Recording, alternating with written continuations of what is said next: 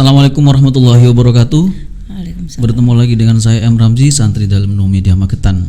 Tamu kali ini merupakan anggota DPRD Provinsi Jawa Timur, tapi sejarahnya cukup panjang dan saya pikir menarik, bisa menginspirasi setiap orang, bisa menginspirasi banyak orang ya. Langsung saja dengan Mbak Diana Amalia Ferawati Ningsih. Bener Mbak namanya, soalnya namanya panjang. Assalamualaikum Mas Ramzi. Waalaikumsalam, Terima Mbak. kasih sudah mengundang saya di podcastnya apa? Nu Media ya? Iya, on the record podcastnya namanya ya. On the record, Iya. oke. Namanya bener tadi Mbak Diana Amalia. Kayaknya orang pertama yang bener. Iya. Biasanya orang itu kalau nyebut nama saya salah. Iya, Diana Amelia lah. soalnya kan terkenalnya jenengan kan Mbak Iya, Sasa gitu. Sasa. Ceritanya ya apa kok dipanggil Mbak Sasa? Iya, padahal di nama nggak ada ya. Mm-mm. Jadi Sasa itu sebenarnya dulu nama samaran saya waktu zaman kecil itu. Dulu kan ada break-breakan gitu ya. Orare itu. Nah, kan nama panggilan saya itu ya terlintasnya waktu itu sing gampang apa Sasa gitu aja. Nah, terus akhirnya kebawa terus di kehidupan sehari-hari dipanggil Sasa gitu. Sampai saya siaran waktu itu saya masih SMA, siaran di radio.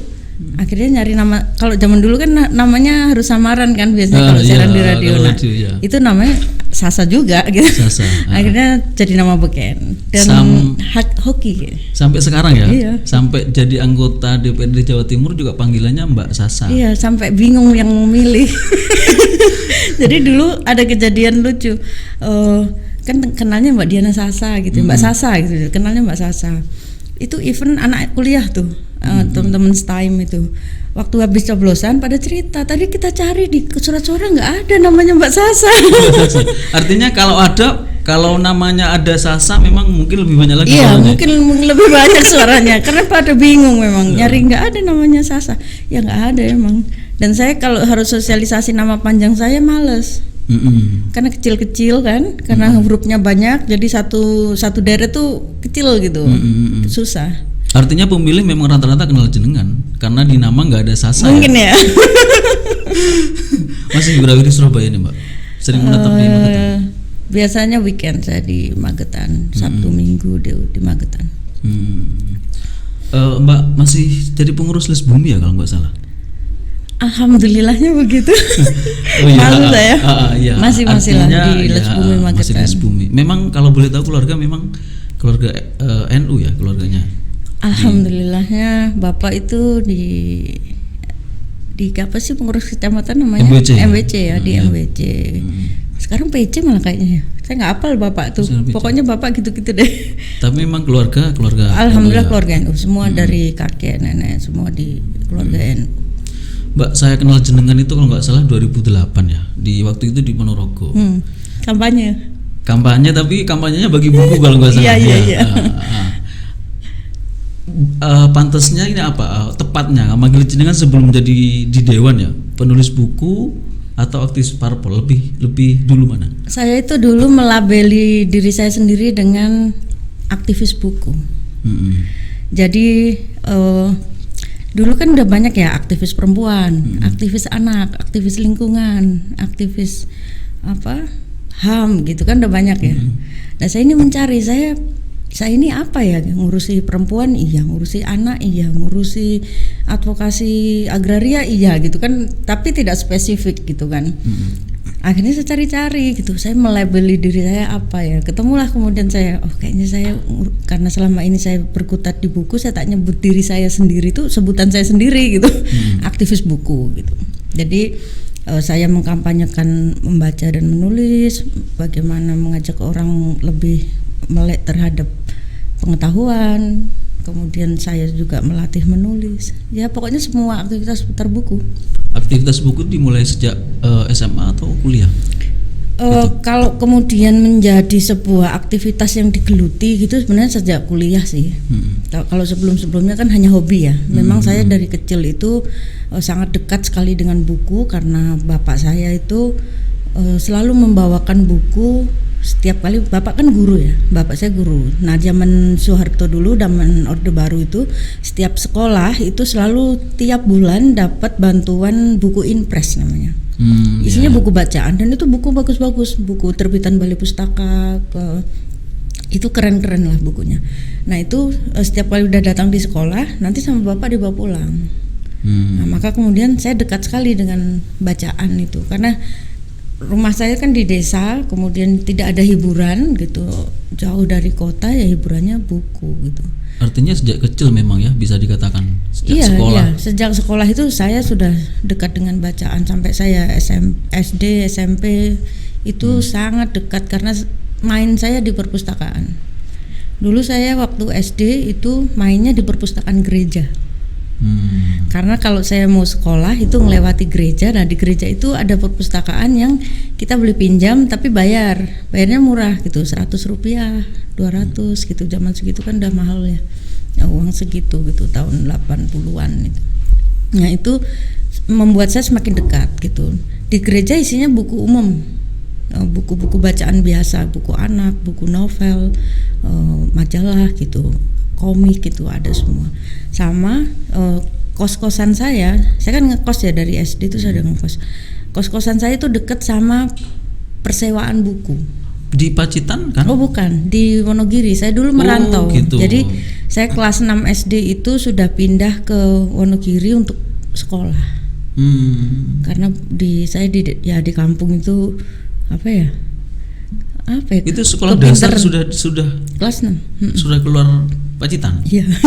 Dipaksa sama ayah saya karena karena saya banyak baca, itu akhirnya kan saya jadi apa aja tahu gitu ya. Kalau ulangan itu aku nggak pernah sinau, jadi dianggap bapak kok nggak gelem sinau sih gitu. Dan saya bilang ngapain, mau saya udah bisa gitu, nilai saya selalu 100 gitu.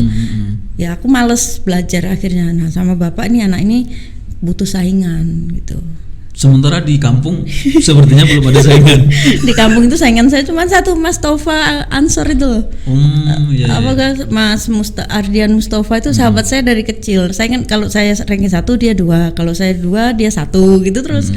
Ya nggak ada saingan yang menurut bapak mungkin kurang gitu. Akhirnya saya dipindah ke Wonogiri, di SD 3 Wonogiri, dikoskan, nggak ada saudara. Dan benar banyak saingannya di situ. Iya, susah. Ternyata nggak bisa. Biasanya juara 1, saya waktu itu juara 3 tuh, juara 3 apa 4 ya. Nangis saya. Nangis, keluar dari ambil rapot tuh banting pintu kelas dar gitu. Karena biasa juara 1, 2 terus jadi 3. Iya, jadi benar-benar latihan mental itu. Karena biasa menang gitu kan, ketika menerima kekalahan itu ternyata nggak mudah untuk anak kecil itu. Berarti mempetarung dari kecil ya? Kayaknya ya, tanpa sadar. Artinya sudah di kampung nggak ada musuh nih, harus keluar. Mungkin gitu ya, secara nggak sadar tiba-tiba. Terus di Wonogiri sampai SMA atau pindah? Sampai SMA di Wonogiri, tapi kelas 2 itu saya pulang lagi ke kampung karena bapak minta ditemani gitu. Waktu di Wonogiri itu dekat dengan, tadi kan saya cerita dekat dengan persewaan buku, dekat dengan perpustakaan gereja gitu. Akhirnya, dan bapak kos saya senangnya baca majalah Jawa, Penyebar Semangat sama Joyoboyo. Jadi ya dekat sekali saya sama bacaan. Nyambung akhirnya, lingkungan mendukung ya. Iya. Itu terbawa sampai kuliah. Nah waktu saya kuliah itu saya itu selalu menyisihkan sebagian dari uang saku yang diberikan orang tua saya itu untuk 2 hal. 1 untuk beli buku, 2 untuk beli kaset. Kaset, oh ya kaset ya. Zaman dulu kaset ya. Kamu tahun berapa? Aku masih lama juga, artinya masih menangi kaset ya. Produk kaset gitu. Produk lama. Kalau anak sekarang kaset itu apa gitu ya? Bisa di Spotify. Kalau dulu tuh kan harus beli kaset gitu, 1 album.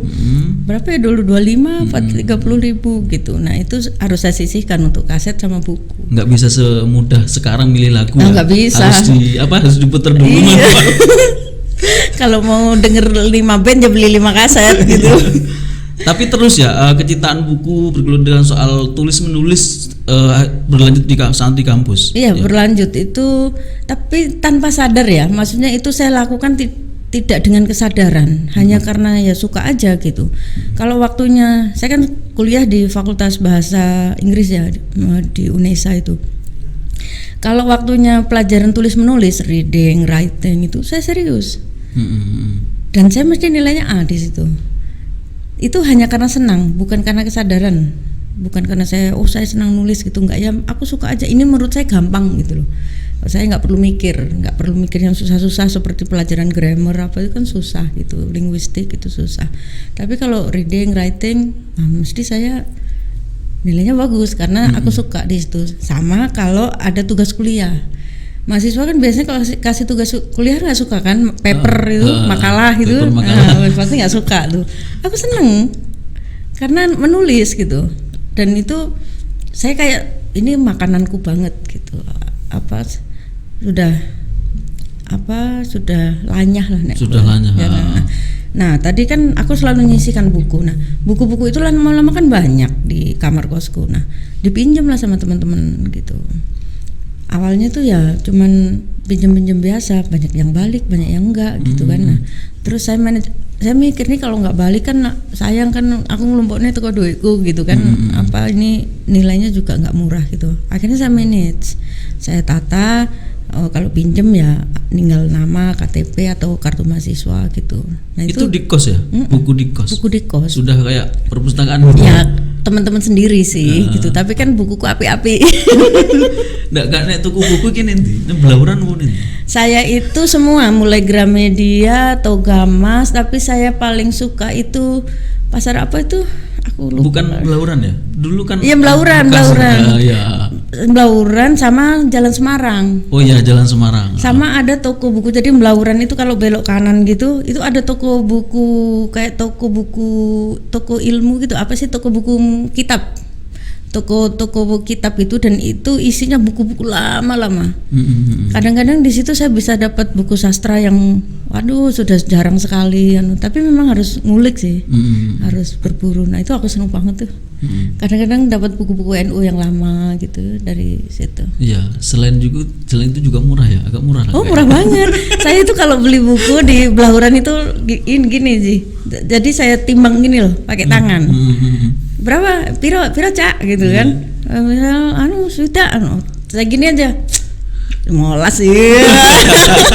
Soalnya gak nyampe setengah kilo gitu. Ditimbang.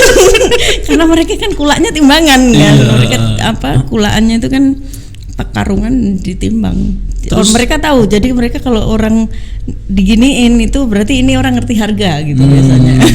Wah, pasti boleh ditawar. Iya. Terus sempat menulis juga ya waktu itu di kuliah, menulis buku. Saya justru belajar menulis itu baru ketika usia saya 25. Itu saya setelah kuliah ya berarti. Setelah kuliah dan setelah menikah. Jadi ketika itu tanpa saya sengaja gitu, saya beruntung sekali ketemu dengan temen di Friendster waktu itu. Friendster tuh kayak, kamu ngalami Friendster nggak? Ngalami, ngerti lah. Facebook, Friendster itu kayak Facebook lah. Di Friendster itu ketemu teman namanya Muhyiddin M. Dahlan. Oh iya. Ya, dia seorang penulis yang cukup terkenal lah ya di Indonesia dan di Jogja. Itu bukunya yang Tuhan izinkan aku jadi pelajar. Yep, my favorite book. Itu buku yang banyak mengubah saya dari cara pandang terhadap agama. Itu buku itu.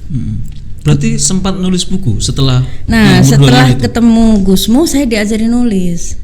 Jadi Gusmu ini adalah orang yang menemukan bakat saya. Jadi ada banyak orang, termasuk suami saya yang dulu tuh, orang tua saya juga itu belum bisa menangkap bakat saya. Nah Gusmu ini orang yang bisa melihat potensi gitu. Kamu tuh bisa nulis gitu. Coba belajar gitu. Kemudian saya diajarilah, di drill saya selama 6 bulan itu dalam tempo nggak sampai 6 bulan sebenarnya, total 3 bulanan ya. Itu saya harus menulis 100 esai. 100 esai, 2 hari harus 1 esai. Jadi 1 hari saya riset itu yang membaca, cari di internet segala macam, 1 hari nulis. Nanti diendapkan, besoknya riset lagi, terus dalam 2-3 hari minimal 1 esai, dan itu terkumpul 100 esai. Kemudian saya bukukan dan jadilah itu buku pertama saya. Judulnya apa tuh Mbak? Para Penggila Buku, 100 catatan di balik buku. Itu buku pertama ya? Ya, bersama Muhyiddin M. Dahlan. Setelah itu ada nulis lagi nggak? Nulis lagi sama Muhyiddin lagi. Nulis apa ya? Saya dengan Muhyiddin banyak sih. Saya ada nulis bersama kelompok riset gitu juga. Kemudian nulis buku yang resensi itu Berguru pada Pesohor. Kemudian sebenarnya yang best seller banget itu ada buku, aku lupa ya judulnya. Itu adalah buku tentang bagaimana membuka taman baca, membuka dan mengelola taman baca. Buku itu dulu dipesan oleh Kemendikbud, benar ya namanya Kemendikbud ya? Oh ya benar Kemendikbud, ya pendidikan luar sekolah itu loh. Itu dulu dipesan oleh itu, dan itu dijadikan buku pegangan semua TBM se-Indonesia. Wah, luar biasa ya. Seharusnya bestseller, tapi aku nggak dikenal. Sampai akhirnya bikin perpustakaan itu sudah lama saat aktif di nulis-menulis itu. Iya, kenal Gusmu itulah kemudian saya berani bikin perpustakaan. Jadi ketika kan saya sama Gusmu itu di Yayasan Indonesia Buku kan mengelola arsip ya. Disitulah saya belajar bagaimana mengelola buku, arsip, dokumen itu. Kemudian ya saya harus bikin gitu. Saya bikin di Surabaya sebagai kepanjangan tangan Yayasan Indonesia Buku. Ya semacam underbow gitulah. Saat itu sudah aktif di Parpol belum? Belum. Aku belum kenal Parpol. Waktu itu masih PMI. Udah nggak PMI sih. Sudah keluar mahasiswa. Purna. Tapi aktivis. Sudah nggak PMI juga. Tapi PMI Surabaya ya? PMI Surabaya bendahara. Orang nggak percaya ya? Iya, gak maksudnya aku kan enek lanjutannya nih aku, enek selatane. Oh, kamu selalu ya. Berarti kamu nggak sah. Tidak sah. Ini mungkin saya nggak tahu PMI Surabaya Selatan ini. Iya, pokoknya pinnya terakhir gitu, gue dia Selatan mau nggak mau. Berarti aktif di Parpol mulai tahun berapa itu? Nah, setelah jadi ketika saya membuka perpustakaan itu kan kemudian mulailah branding saya terbangun. Branding Sasa itu buku itu mulai terbangun. Setiap kali ada hari buku saya ditelepon media, tiap kali ada kasus yang seputar membaca, menulis seputar buku, pelarangan buku segala macam itu mesti saya yang dikontak untuk narasumber. Kemudian pada acara-acara perbukuan juga saya mulai sering dilibatkan. Nah, kemudian saya juga masuk di forum Taman Baca yang punyanya pemerintah, ada forumnya kan. Nah dari situ Parpol mendengar gitu. Kebetulan suami saya dulu orang Parpol kan. Nah Parpol mendengar, kemudian diberilah kesempatan untuk maju di pemilu 2009 itu. 2009 ya. Waktu itu nyalek dapil sini juga. Dapil sini. Sama. Jatim juga. Jatim nomor 9. Nomor 9. 2009 itu ya. 2009 nomor 9. Di lewat PDI ya waktu itu. Iya, PDI juga. Sampai sekarang ya. Iya, enggak saya konsisten. Soalnya masuk PKB enggak diterima dulu. Oh, gitu. Salam Gus Wahid, assalamualaikum. Tapi tetap tetap hijau jerune. Oh iya, saya ini semangka. Oh, semangka. Semangka. Atau kebalik ya? Apa yang dalamnya hijau, luarnya merah? Nalnya 2009 terus berapa kali? Tiga kali pemilu. Jadi 2009 itu pertama kali suara terbanyak. Pertama kali suara terbanyak. Ya, pertama kali keluar undang-undang suara terbanyak itu loh yang Soleh Soleh sahabat kita itu menggugat sehingga kemudian pemilu menjadi pemenangnya adalah suara terbanyak. Bukan lagi nomor urut. Bukan lagi nomor urut itu. Itu kemudian semua caleg kan diperintah turun. Terus pokoknya nomor berapapun ini nggak ngaruh, semua harus turun, semua harus kerja lah. Kita euforia juga, gila-gilaan saya. Pacitan, Trenggalek, waduh naik gunung, turun laut. Udah itu pengalamannya luar biasa sebenarnya. Saya dulu di pemilu 2009 saya dididik oleh Pak Sekjen Hasto Kristianto. Karena waktu itu beliau dapilnya di sini. Nah, beliau kan DPR RI, kami provinsi, jadi bisa bekerja bersama dan saya dapat banyak pelajaran dari Pak Hasto itu, bagaimana menghadapi masyarakat, bagaimana berteguh di partai. Kami tidur di rumah penduduk gitu, tidur di tikar, keliling itu nggak di hotel gitu, nggak. Kalau sekarang caleg kan keliling tidur hotel ya. Terus yang ketiga jadi ya, yang ketiga. Yang 1-2? Yang kedua 2014 itu aku takut banget ya. Jadi 2009 ini nggak jadi ya. Cuman dapat berapa ya, saya ya cukup buat beli bakso lah 5.000. 5.000 ya untuk caleg baru oke itu. Terus kemudian 2014 itu saya dicalekkan lagi. Saya sebut dicalekkan karena waktu itu sebenarnya saya nggak pengen nyalek gitu, tapi karena quota perempuan kemudian perintah partai ya saya harus bekerja lah gitu sebagai food getter. Dan yang waktu itu 2014 tuh aku mikirnya tuh aku nggak duit gitu. Jadi kalau kampanye kan takut. Nah, akhirnya aku nggak kemana-mana, di rumah aja, ya nggak ada nemuin orang. Paling saya tuh di Ponorogo waktu itu, stay Lebih banyak di Ponorogo. Lebih banyak di Ponorogo. Nah itu saya tuh cuma nongkrong di warung-warung kopi itu, angkringan. Nongkrong di base camp juga waktu itu berarti? Base campnya PD Perjuangan? Enggak. Malah enggak. Nongkrong saya di angkringan itu kalau malam, ngobrol sama orang yang nggak tahu kalau aku nyalek gitu, tapi kan aku dapat nomor teleponnya gitu. Nanti nah itu baru pas mendekati coblosan aku WA ya, aku SMS gitu, minta tolong ya bantu gitu.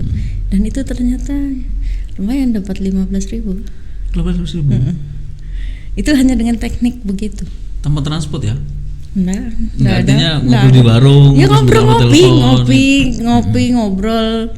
Ketemunya kan macam-macam. Jadi waktu itu ada angkringan di depan BNI Ponorogo. Mas apa ya namanya, aku lupa itu. Orang Solo. Itu yang datang ke situ tuh orang mulai bos-bos, orang dinas, pokok wartawan banyak gitu loh. Jadi sangat variatif. Saya berutang sekali, tapi saya kok gak ono ya Mas itu ya. Cari tuh nggak ketemu. Saya berutang sekali karena tempat itu dulu memberi saya ruang untuk ketemu banyak orang. Dari pertama 5.000, 15.000, terus yang ketiga 31.000. Dengan cara yang sama. Cara yang sama. Artinya kosnya bisa dikatakan rendah banget ya, kecil banget. Kalau dibanding siapa dulu? Kalau dibanding yang lain ya kecil banget. Ya dibanding umumnya aja lah. Ya. Karena kan rahasia umum jadi nyalek ini Iya, dulu aku 2014 begitu. Jadi kalau aku nggak punya uang itu takut ketemu masyarakat. Yang terakhir juga terpikir seperti itu? Enggak. Yang terakhir enggak. Karena saya sudah tahu strateginya. Yang utamanya yang kedua gitu ya. Pengalaman yang kedua. Ya, dari kedua pengalaman itu, di yang ketiga itu saya sudah tidak ada rasa takut. Ya, tapi saya begini. Jadi karena saya sudah tahu caranya. Oh, ternyata tanpa kita harus membeli suara masyarakat itu kita bisa loh dapat suara gitu. Caranya adalah dengan hati ke hati dan menunjukkan apa yang sudah kita lakukan. Artinya gini, orang itu akan melihat iki urung dadi wis kerja gitu. Nah, waktu itu kan kebetulan itu saya memang, makanya gini, saya selalu gini Mas Ramzi ya, sebelum kita cerita ke situ, saya itu punya prinsip dalam politik itu hal yang paling penting selain power, selain kekuasaan, jabatan, kekuasaannya, selain kekuasaan itu adalah pendidikan politik. Maka dan itu ditegaskan terus Bung Karno, Bu Mega tuh selalu, rakyat itu jangan hanya dijadikan komoditas politik, tapi kamu harus memberikan pendidikan politik. Nah itu nyantol betul di ingatan saya, di batin saya gitu, bahwa rakyat ini harus diberi pendidikan politik, bahwa money politik itu bukan pendidikannya bagus untuk memilih pemimpin gitu. Maka saya coba berteguh dengan itu gitu. Nah kemudian saya carilah cara bagaimana nih supaya saya waktu itu nggak mikir menang sih Mas Ramzi, nggak mikir jadi gitu. Saya mikirnya cuman harus lebih dari 15.000. Target saya 20.000. Kan sebelumnya 14 nih. Target saya 20.000. Minimal saya sudah menyumbang 20.000 untuk partai gitu. Pikir saya itu hanya itu target saya. Kan nggak muluk-muluk saya. Dan itu sangat bukan target jadi gitu. Meskipun nomor saya bagus, kan nomor saya 2. Tapi saya nggak target jadi karena saya tahu atas saya, bawah saya itu gajah-gajah gitu. Yang duitnya banyak gitu kan. Jadi apalagi di bawah saya lagi, waduh itu duit semua gitu. Tapi kan sampean koncone gajah. Terus akhirnya gimana? Nah terus akhirnya saya tata lah gimana nih caranya ya supaya bisa teman dan konco ini bisa jadi suara gitu kan. Kemudian saya buatlah catatan Mas Ramzi, saya bikin catatan gitu. Isinya itu, ini Mas Rukyat yang ngajarin saya. Isinya itu ada semua kenalan saya baik itu sekedar kenal atau nama, pokoknya semua nama yang saya tahu di dapil saya itu saya tulis, kemudian saya kelompokkan, saya by name, by address, nomor telepon, itu saya kelompokkan menjadi 4. Yang pertama itu yang sudah saya, ini warna hijau. Hijau ini artinya orang ini pasti milih saya, nggak dia apa-apa, ya pasti milih saya. Misal Ramzi ini, iya. ya kan? Iya. Oh iya kan? Soalnya kan buat pemilu nggak apa-apa. Pria itu, Iya. saya berani garansi pasti milih saya gitu, nggak? Kalau Mas Agung nggak tahu aku. Nah, ini yang sudah pasti ini saya kasih di kelompok hijau. Ini sudah tidak perlu treatment. Tidak perlu treatment macam-macam, cuma diingatkan aja jelali sesuk pemilu gitu kan. Nah, yang kedua itu di kelompok kuning. Kelompok kuning ini kelompok yang saya belum ngerti nih, orang ini bisa milih saya bisa enggak, artinya perlu treatment. Ini bisa milih saya kalau saya beri treatmentnya ya mungkin saya datangi, saya ajak ngobrol, atau saya beritahu bahwa saya nyalek gitu. Ini di kelompok kuning. Kemudian yang di kelompok merah. Kelompok merah ini kelompok yang sudah pasti tidak mungkin milih saya. Kelompok merah. Siapa contohnya? Gus Wahid itu nggak mungkin milih saya kan. Mbak Ida itu nggak mungkin milih saya. Tapi bisa kalau provinsi dia berubah ya. Nah itu yang berbeda itu saya kelompokkan. Dari situlah kemudian saya punya basis data suara kan. Sebenarnya sangat tradisional. Nek pilihan lurah kan kayak gitu, ya kan? Tapi itu sangat bisa dipraktekkan di level pemilu tinggi gitu, yang ratusan ribu bisa ya. Dapatnya memang nggak banyak, tapi dari basic suara ini kan kemudian saya melakukan treatment yang ini seperti sel kan, dia berkembang gitu. Misal, oke, dari total ini ternyata saya cuma dapat 4.000 nih. 4.000 orang. 4.000 orang ini kan punya bapak, punya adik, punya istri. Kalikanlah misal satu orang kali 4 itu udah 16.000. Itu yang di list itu dari hijau, kuning, merah sampai berapa orang kira-kira? 2000-an. 2000-an. 2000 lebih lah. Artinya mengembang ya, artinya jadi 31.000. Nah itu banyak treatment lah. Ya, itu banyak itu. Untuk ngobrol di aku. Itu iya. Udah waktunya Mas Ramzi. Jadi itu adalah salah satu cara yang saya lakukan supaya saya waktu itu tahu langkah-langkahnya gitu. Oh jadi saya itu nggak yang kampanye saya itu bukan yang saya ngumpulkan orang terus saya mencalek nih, terus kemudian nanti coblos saya ya, kemudian pulang disangoni gitu. Enggak gitu ya. Enggak gitu, enggak punya duitnya siapa, utang aja. Enggak punya saya dan enggak berani saya untuk begitu. Maka yang saya lakukan adalah pertama silaturahim. Yang di zona hijau, yang di zona kuning tadi saya silaturahim. Ada yang saya datangi, ada yang hanya saya say hello lewat WA. Zona merah juga didatangi? Enggak. Zona merah itu udah nggak perlu diapa-apain, karena pasti nggak milih saya. Zona merah itu sudah dada lah. Juga manfaatkan jaringan buku nggak waktu itu? Oh iya, jaringan karena buku. Memang dari awal sudah terbentuk ya. Kalau jaringan buku saya itu di zona hijau, karena mereka pasti support saya. Termasuk di jaringan buku itu kan ada teman-teman yang bergerak di teknologi informasi. Saya itu sangat dibantu oleh teman-teman relawan teknologi informasi Madiun, Ngawi, Magetan, karena mereka lah yang menguasai Twitter. Jadi saya itu dibantu banget karena yang memviralkan saya itu mereka. Termasuk waktu 2014 ada namanya Jidat itu, ada tuh akunnya, lihat di Jidat itu sekarang YouTuber juga sih dia. Salah satu yang berperan memviralkan saya di 2014. Terus jadi dewan ki piye, enak apa gak? Gak enak sih. Duh gak situ nyalonekin aku iki gak enak tuh. Lebih banyak. Ya kalau di enak itu apa ya? Saya dulu kan punya cita-cita kalau saya punya kekuasaan, saya bisa membuat kebijakan yang itu bisa menolong lebih banyak orang. Kebetulan saya ini rotok hobi gitu loh. Roto hobi menolong banyak orang. Iya, rata hobi gitu. Apa ya, sudah bawaan kali ya, karena bapak saya itu sejak saya kecil sudah ngajarin kayak gitu. Jadi nggak bisa lihat orang susah dikit, dimintain tolong ini segera berlari gitu. Saat itu juga bapak saya tuh apa ya, itu sudah bawah sadar gitu. Karena saya ngelihat sendiri, misal bapak saya malam-malam didatangi orang, Pak Nyun tolong ini, keserantal budal gitu. Itu kan sudah apa ya, tertanam di bawah sadar saya sejak kecil. Jadi saya terbawa sampai sekarang itu, mulai dari kucing mati sampai orang nggak bisa berobat, anak nggak bisa sekolah, gitu-gitu tuh sampai studio media ya. Iya. Lah ini kan sahabat lah. Itu sudah refleks itu gitu.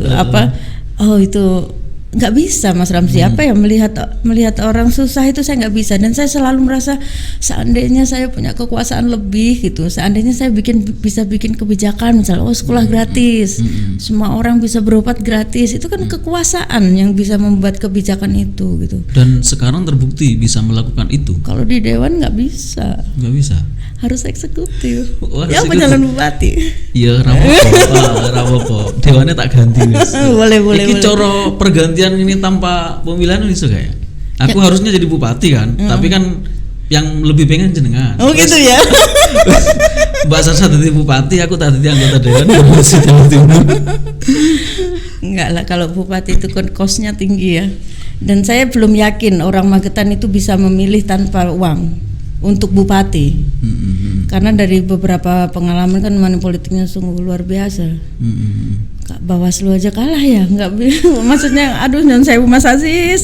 Tapi memang itu adalah realitas di lapangan yang kita nggak, gimana ya, saya sendiri gemes gitu. Nggak bisa menceritakan detail tapi itu terjadi. Ya itu terjadi ya, tidak bisa menceritakan detail tapi itu terjadi. Dan seperti common sense gitu, orang anggapnya kan biasa. Padahal secara agama itu kan suap ya, suap bukan? Ya tergantung jari. Tapi nih bahas nangkene aku gak enak. Soalnya kan host nih, narasumber.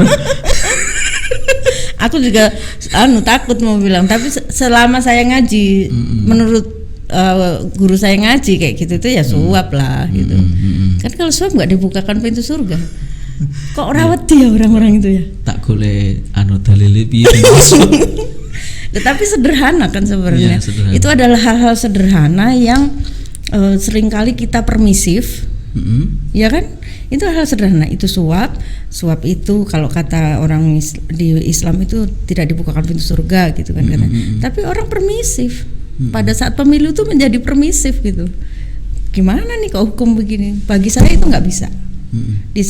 Kalau untuk saya, aduh, jangan nyuap gitu. Tapi kan kadang-kadang itu kan bukan suap, itu kan uang transport. Oke, gitu kan. Ya itu repot itu loh. Karena memang masyarakat juga cukup apa ya?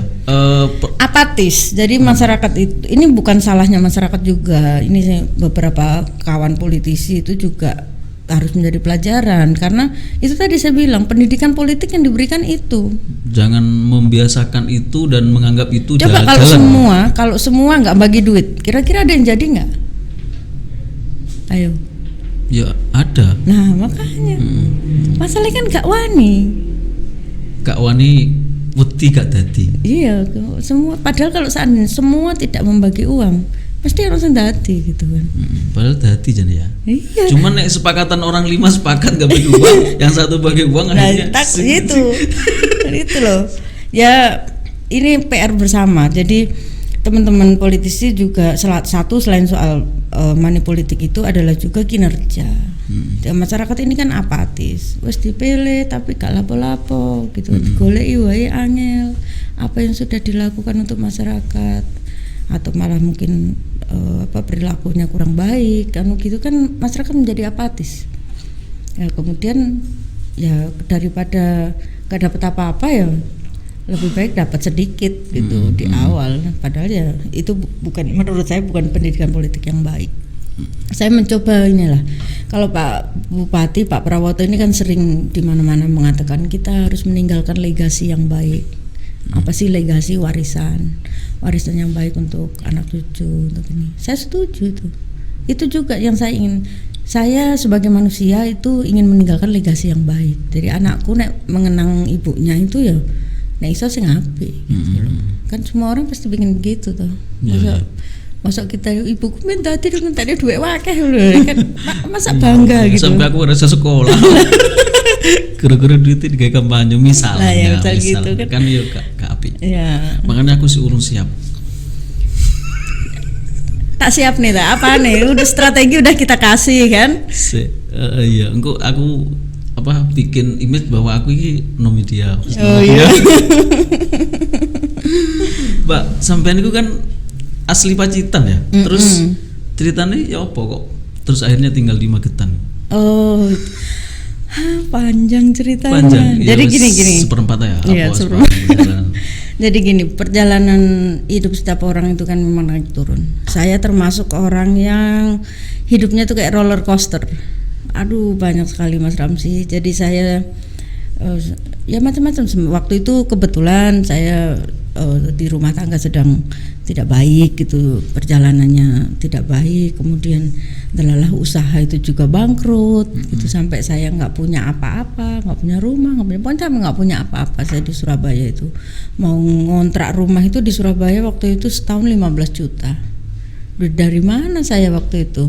Pekerjaan saya hanya menulis. Jadi menulis itu pekerjaanku loh Mas Ramzi. Betul-betul profesi gitu. Saya dapat duit itu dari menulis.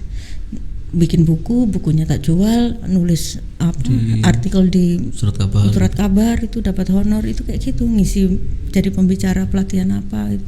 Benar-benar menulis itu profesi saya. Ya ada sambilan lah, saya kadang-kadang di IO kan, event organizer. Tapi menulis itu adalah profesi utama saya. Nah waktu itu kondisi sedang tidak bagus, kemudian saya berpikir saya ini kayaknya harus mencari sesuatu yang baru gitu, karena udah pokoknya jatuhnya itu udah banget ke bawah banget kan, sampai kurus saya itu. Lalu saya kebetulan waktu itu oleh partai saya ditugaskan untuk Pilkada Kabupaten Magetan yang tahun 2013.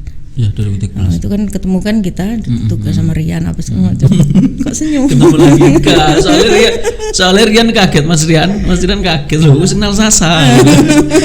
Kok sudah kenal? Tak kirain aku doang yang udah kenal gitu kan dia. Jadi 2013 itu saya ditugaskan di Magetan, saya cukup lama, hampir 6 bulan di sini. Dan aku kok suka gitu. Saya suka udaranya bersih, airnya bersih. Kemudian kotanya kecil, nggak terlalu hiruk pikuk. Dulu saya waktu pertama datang di Magetan itu shock loh, lucu tadi. Jadi kebiasaan di Surabaya itu kan kalau jam 7, jam 8 kantor udah buka gitu kan. Kita udah buru-buru mau berangkat, jam 6:30 udah buru-buru berangkat. Waktu itu jam 8, saya pikir juga kantor DPC itu buka jam 8 gitu kan. Terus teman saya waktu itu Mas Nanang tuh loh. Nanang Gondrong. Nanang Gondrong itu udah saya telepon jam 8 itu. Ayo, ini sudah telat, ini saya 7:30 ini harus berangkat, anak-anak gitu. Santai aja tuh Bu, ya ini gitu kan. Tapi aku udah marah-marah. Dia nggak datang-datang. Tahu nggak? Aku jalan sih dari Banjeng itu, karena Nanang nggak datang-datang, saya jalan kaki. Saya jalan kaki ke DPC. Ya lumayan jauh. Jadi Nanang itu datang itu saya sudah nyampe setengah perjalanan itu loh. Kan ngenteni wae ra gelem, ya aku kan wedi telat. Aku gitu kan. Tahu nggak, ternyata tuh sampai DPC nggak ada orang. Masih sepi. Loh, kok belum ada orang gitu. Jadi ada shock culture saya ketika di Magetan. Ternyata di Magetan santai banget ya. Waduh, suka saya. Suka. Gak keburu waktu ya. Gak keburu waktu. Kalau di Surabaya 6:30 tuh udah telat sih. 6:30 tuh udah macet apa segala macam kan. Jadi berangkat jam 6 gitu kan. Kalau di kontrakan atau kosan biasanya rebutan banyu. Iya, pokoknya ribet loh di Surabaya tuh kayak dikejar-kejar gitu loh. Dari Magetan tuh saya bisa makan dengan pegang duit 5.000 aku masih bisa makan. Ya kan? Kalau di Surabaya pegang 100.000 tuh sehari paling. Iya bener. Nggak berani di Surabaya itu. Makanya aku memilih, dulu pilihannya antara Ponorogo atau Magetan gitu. Saya mau hijrah kemana nih? Akhirnya aku memilih Magetan. Nah waktu itu saya ambil bukan kos-kosan sih. Jadi saya tuh ditolong banyak orang Mas Ramzi dalam hidup saya ini. Mungkin ya karena saya suka nolong orang, akhirnya banyak orang yang nolong. Nah waktu itu ada bapak-bapak saya nggak kenal juga. Waktu saya cari kos-kosan, bapak-bapak itu, Mbak saya punya rumah tapi jelek, nek jenengan kerso monggo diagem. nggak usah bayar, jenengan bayari aja listrik sama airnya gitu. Wah, aku kaget kan. Itu memang kenal lama? Apa baru kenal? Nggak kenal. Nggak kenalnya cuman baru waktu aku nyari kos-kosan itu ketemu. Mbak, aku ada rumah. Duh, aneh ya? Iya, aneh kalau pakai logika. Iya, kalau pakai logika tapi aneh. kalau pakai sejarah jenengan enggak lah. Oh gitu ya. Itu benar nggak kenal dan tiba-tiba dia nawarin gitu dan saya mau. Tapi rumahnya rumah hantu. Oh, rumah hantu. Jadi tapi nggak ada hantunya kan? Ada. Soalnya hantu gak ketok. Jadi itu rumah hantu. Apa ya saya sebut rumah hantu karena kotor, itu dulu bekas kandang sapi yang kemudian dibangun gitu. Tidak ditempati bertahun-tahun, sawangin nang dindi. Aku tuh sampai nggak berani buka dapur karena udah sawangku apa sih, laba-laba itu loh, sarang laba-laba itu udah di mana-mana gitu. Nggak berani saya. Jadi saya hanya pakai kamar sama ruang tamu. Jadi ya saya minggring gitu. Dan itu serem, orang kampung aja, Mbak kok bisa Mbak di sini? Kok wani gitu ya? Iya, mereka kok berani kan. Padahal ya saya cuman lampunya tak padangi gitu dong. Di teras itu lampunya saya pasang yang 100 watt pokoknya yang besar itu, yang nyalanya terang. Kemudian saya bersihkan aja. Nah, aku tidur di atas kasur, di atas lantai gitu doang. Sampai sekarang ya di Magetan? Sampai sekarang. Berarti sampai dapat jodoh. Iya, dapat jodoh, dapat 2 anak sudah ya, Mbak? Iya, alhamdulillah. Artinya pas pencalekan terakhir juga lebih banyak di Magetan ya? Pas pencalekan banyak di Magetan. Saya banyak Magetan Ngawi. Memang saya tidak menyentuh Ponorogo, Pacitan, Trenggalek sih. Karena kalau ya saya diajarkan oleh Pak Hasto itu untuk terbiasa berbagi wilayah gitu. Biasanya politisi nggak mau, sasak aja semua gitu. Tapi saya diajari Pak Hasto itu ya berbagi wilayah gitu, berbagi wilayah dan berbagi segmen. Misal segmen saya ya teman-teman NU, teman-teman PMII, komunitas baca, aktivis perempuan, itulah teman-teman aktivis itu adalah segmen saya. Kemudian wilayah itu saya Magetan Ngawi. Mbak, ini terakhir ya, pesan mungkin ke anak muda yang pengen terjun di dunia politik seperti apa, Mbak? Pede aja.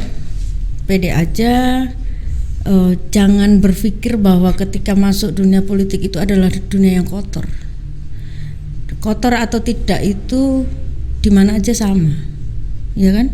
Di institusi apapun, di dunia pekerjaan apapun, kotor dan bersih itu kan pasti ada. Tinggal kita kan. Di politik pun begitu. Di politik ini kalau kita mau kotor ya jadinya kotor, tapi kalau kita bersih ya jadinya bersih gitu. Memang ketika kita bersih mungkin akan menjadi arus kecil yang tidak mainstream gitu, temannya sedikit. Dan saya pikir itu nggak di politik aja, di mana aja. Yang baik itu kan biasanya malah nggak dibolo kan. Nggak dibolo. Iya kan? Sing api-api kadang figur yo. Padahal kene api. Ayo subscribe New Media. Padahal api terus. Iya. Makanya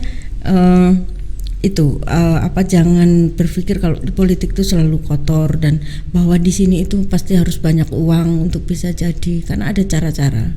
Salah satu caranya yaitu tadi kalau saya itu bangunlah dulu yang namanya investasi sosial, investasi politik. Investasi politik itu apa ya? Kamu bekerja dulu dong untuk masyarakat sebelum kamu maju ke politik. Jadi maju politik itu jangan karena duitmu akeh kemudian iki lho aku iso nuku swara gitu. Kalau itu ya kamu hanya akan menjadi, misal majunya di anggota dewan atau bupati gitu ya kamu hanya akan dapat jabatannya aja, tidak dapat girohnya. Giroh ya apa? Ya giroh ya, Pak. Tidak dapat jiwanya, ruhnya itu nggak akan dapat, karena kamu seperti dol tinuku kan, hanya beli aja. Kamu bisa dapat kekuasaan itu karena kamu membeli. Bisa selesai seperti kamu beli kacang aja rasanya kan. Beda kalau kamu punya investasi sosial sebelumnya. Kamu udah bekerja untuk masyarakat. Misal Mas Ramzi nih kan banyak ngurusin anak-anak kecil, kasih buku apa segala macam, ngajari ngaji, kemudian di media juga membangun literasi yang bagus kan. Itu kan investasi sosial. Sudah bekerja dulu untuk masyarakat. Masyarakat tahu, Ramzi ini udah kerja nih, sudah ngurusi NU, sudah ini. Sudah melaporkan. Ramzi Ramzi melaporkan untuk. Iya, sudah melaporkan. Nah gitu, jadi investasi sosial dulu yang sebanyak-banyaknya. Saya kan lama juga itu, dari 2008 sampai kemudian ke 2019 ini kan hampir 10 tahun lebih kan. Artinya investasi sosialnya itu nggak murah, tidak gampang, dan pasti lama. Itulah yang disebut, kami sebut, Bu Mega sebut dengan kesabaran politik. Ya Mbak, terima kasih Mbak Sasa. Sudah tak ini? Aku masih belum malu. Oh belum. Oh, sudah. Ditambahnya edisi selanjutnya ya. Iya. Soalnya Terima kasih. Mesti diiling-iling mau wis entek waktunya. Oh gitu ya. Nanti di-cut editing. Oh, gak di-cut iki soalnya wis no media kan apik-apik kan iso di-cut. Ya Mbak, terima kasih atas waktunya. Sama-sama, sudah terima hadir kasih. di Sukses No untuk Media. No Media. Insya Allah bermanfaat. Sampai bertemu lagi di podcast On The Record bersama No Media Magetan. Wallahul muwaffiq ila aqwamit thoriq. Wassalamualaikum warahmatullahi wabarakatuh. Waalaikumsalam.